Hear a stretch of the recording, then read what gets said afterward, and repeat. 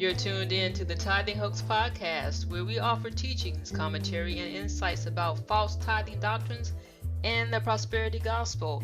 I am your host, R. Renee. Thank you for tuning in. And today's topic is this: a pastor goes off on a couple who wants to have the church host their wedding for free. Oh, this is going to be good. But in the meantime, today's podcast is sponsored by the Tithing Hoax, exposing lies, misinterpretations, and false teachings about tithing. Inside this Amazon best-selling book, you'll discover the truth about tithes the church doesn't want you to know. Free yourself from the tithe deception today. Get your copy of the Tithing Hoax on Amazon.com and wherever books are sold. So let's get into it. Look, a young lady, and this story comes out of Jamaica, which is neither here nor there because there are some universal lessons here about this. This is a universal commentary, but the story comes out of Jamaica. So anyway, there's a young lady who sent in a letter to the pastor. There's this online publication where if you have questions, you can send in your questions to a pastor and get your questions answered by this pastor, right? So this is the young lady's situation. She wants the church she belongs to host her wedding for free. So here's her backstory. She says, I am 23 years old and I am engaged to be married. My boyfriend is not working. Every time we get a little money, something comes up and he spends it. My boyfriend comes from a large family, so he would like a large wedding. We went to see the pastor of a church, but it's costing too much. Why should a church charge folks to get them married?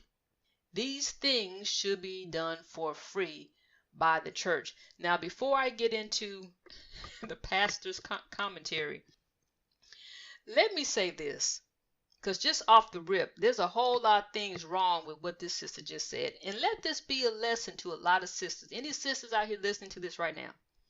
Let me say this. I'm not saying be a gold digger, but don't you marry a broke. Fill in the blank. Shouts out to Kanye West. I'm not saying be a gold digger, but don't you marry no broke. Okay? First of all, this is a young couple, which is fine, okay? But this sister is engaged to a man who does not have a job. He is not earning an income. And whenever they get money, guess what? He spends it. That's a problem. Those are red flags. Girlfriend, you may want to rethink getting married. Either rethink getting married to this dude or rethink getting married at this particular time. Because, look, a man should be in a position where he's gainfully employed and bringing an income to where he can help establish and sustain a household. That is the very least that a man needs to bring to the table. And a man who's going to be a husband and taking on the responsibility of having a wife, even if the wife is going to work, as a man, don't you dare put a ring on a woman's finger talking about getting married and getting engaged if you do not bring gainful employment into that union. Sisters, do not marry a man who is not financially equipped. He ain't got to be rich, he ain't got to be a multimillionaire, but you need to have a man who has a stable work history and has gainful employment to bring to the table to sustain a household. This young couple right here, they're already starting off on the wrong foot. And here's what's so tripped out about it. Now, this sister says, okay, she comes from a small family. So she was like, If it was left up to her, I'm thinking they would just have a small wedding. But her boyfriend, the one who's broke, who don't got a job, who spends up the money that they do get, this, I was about to say something. This dude comes from a big family, so he wants a big, extravagant wedding. That don't make no sense. You broke, come from a big family, and you want a big, I want to cuss. I want to cuss. But you want this big wedding with your broke self. And then think a church should do it for free. Let me tell you what. This is the first part of my commentary. If you want a big wedding, boo-boo, then you need to have big money to pay for a big wedding. And the thing is, if you are not, you and your man, your fiance with his broke, jobless self, if you all do not have the money to pay for this big wedding, and you're not willing to kind of scale things back, then you need to be out making big money. Why don't you wait until you are in a financial position to have this marriage or to have this wedding? Lay the right foundation. Get your finances in order. But if y'all coming together and y'all ain't got two coins to rub together, you need to get your coins up before you even talk about I do. You know? Or she may need to rethink marrying this particular dude. I'm just saying, but if you're going to stick, this is the dude you want to marry, boo-boo, then your dude needs to go get up and get a job. And y'all need to save up the money to have the kind of wedding that you want to have. But that's my 2 cents on that. So now let's get into the other issue of they think the church should do it for free. And this pastor goes in. First of all, he breaks it down to her. Say, boo-boo, oh, so young, so dumb. Now, he don't say that. I'm putting my spin on it. He's like, girl, ain't nothing in life free. You know, and he's like, well, ideally, like if both of you are members of a church and in good standing, okay, then yeah, there's no doubt that that you would have to pay for your wedding, whatever. That maybe you could get it done for free. But he says, however, now if you got to pay, there are things you have to consider, and I agree with him on this.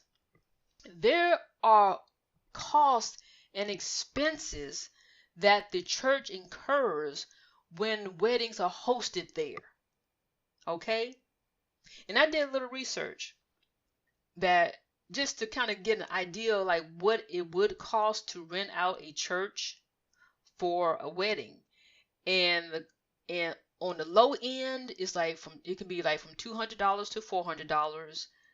The mid-range is like between $600 and $800. And on the high end, like at your larger churches, it can be like $3,000 and up.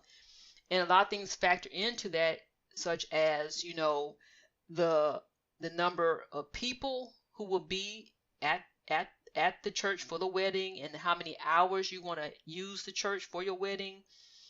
And and this pastor also says, look, you have to think this thing through, boo-boo, because you got to think about, okay, who's going to prepare the church for the ceremonies, who's going to clean up the sanctuary, because all them folks come together. It's going to be, it has to be cleaned up before the people get there. It's going to have to be cleaned up after the people leave. You got the cost of, he mentions about toiletries and sanitizing the facility, especially now with where we are now with what's going on. He says, and he uses the terms wardens again to open and close the church. This is Jamaica.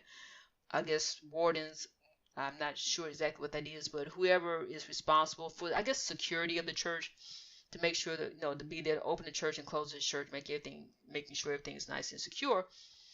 You have to think about all these things. And so, because that brings me to a point that I have that kind of gets me, how whether it's people, it could be people in the church community or in the church system and people outside of the church system. There is a mentality that everything the church does, it has to be for free because it's the church. Now, I don't know who told anybody that, because the fact is, it's true. Nothing is free. There's a cost for everything. So even when a church is giving out something for free to people, whatever it is, somebody still had to pay for that. Even if it was donated to them, still somebody had to give it, or somebody had to pay for the materials and pay the, whatever the case may be. There's always a cost associated with just about anything. I mean, come on now. If let's look at Yeshua's ministry. There were costs associated with his ministry. I have an article on the Tithing Hoax. Just go over there. I don't recall which article it is, but it talks about, in that article, it talks about the wealthy people who supported his ministry. You know, his ministry had a treasurer. Who was the treasurer? Was it Judas? I'm not sure. You can double check on that. But you have a treasurer because the ministry collected money. So there were expenses and costs associated with Jesus's ministry, Yeshua's ministry. Please, let's get over this whole thing that just because it's a church or anything associated with God, everything must be done for free. That, to me, comes from a broke mentality. It comes from a poverty type of mentality, and it also can come from people who have a mentality where they just don't like God, they don't like the church, they don't like Christians. So anything the church or pastors, they don't like pastors. So anything that's related to money regarding the church, they always think it should be free, and if it's not free, if the church is charging anything, then they're just getting over on the people. And that is not always the case. Churches have legitimate overhead expenses. That's the bottom line. That's the building, okay? Buildings have expenses, just like your house has expenses. I'm sure you wish your utilities were free. I'm sure you wish you went to the grocery store and your food was free. You know, okay? There's a lot of things we would like, ooh, that'd be nice if such and such was free, but that's just not how the world works. So get over it. I don't care if it's in the church or out of the church. So stop expecting everything to be free. And so then back to this response for the pastor goes in, it's like, since you ain't got no money, he doesn't say this, I'm putting my little spin on it, but he's basically saying, look, if you don't want to pay for a wedding, this is what you need to do, boo-boo. You and your broke husband, or your broke fiance rather, y'all need to go down to the registrar general's department, make arrangements to get married there. But he says you'll be shocked to know that, guess what? That ain't free either. So the registrar general's department is, I guess, what is the equivalent of like the justice of the peace, or go down to the courthouse here in the United States, where if you broke, just go down there. You can't afford no wedding, just go down there to the justice of the peace and get married. But it's still going to cost you something. Again, nothing is free. And then the pastor goes in and says, you need to be ashamed of yourself to believe that pastors should do everything for free. And then he closes off his comments like this. Because it tripped me out, because it's like this is what he wanted to say. If you don't understand how the church works, boo-boo, you need to shut up. Now, that's not what he wrote, but it's like, I just pick up on that energy in my spirit. That's what he wanted to say. You just need to shut up. But what he says, if you don't understand how church works or church work goes, either ask questions or learn to keep quiet.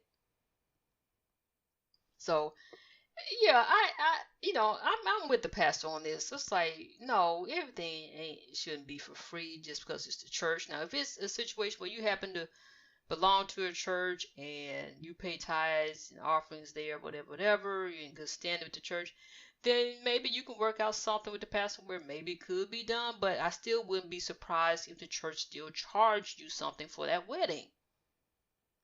because there's still costs associated with hosting the wedding at that church. Stop getting caught up in the fact that it's a church. These are Christians.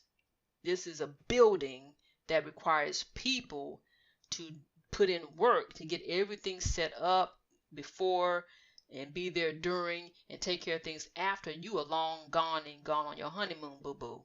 No. So I agree. I don't think I don't have any problem with a church charging for people to have, having their wedding there, just because of the costs associated with that. And also by the same token, now if your butt is that broke and you about to get married to a dude who doesn't have a job, ain't bringing in no money, likes to spend, like I said, you need to rethink about marrying that dude, or you need to wait until you're in a financially stable circumstance or condition to where you can afford to have the kind of wedding that you really want to have. But anywho, I have a question, and leave your comments below. What do you think? Do you think a church is wrong for charging a fee for hosting a wedding? Or do you think a church should just, host a wedding for free? Let me know. Leave your comments below. And in the meantime, go ahead and like this, subscribe, share. Yeah, let's do that. Okay? So I am Renee. Thank you so much for listening and tuning in. And until next time, be blessed.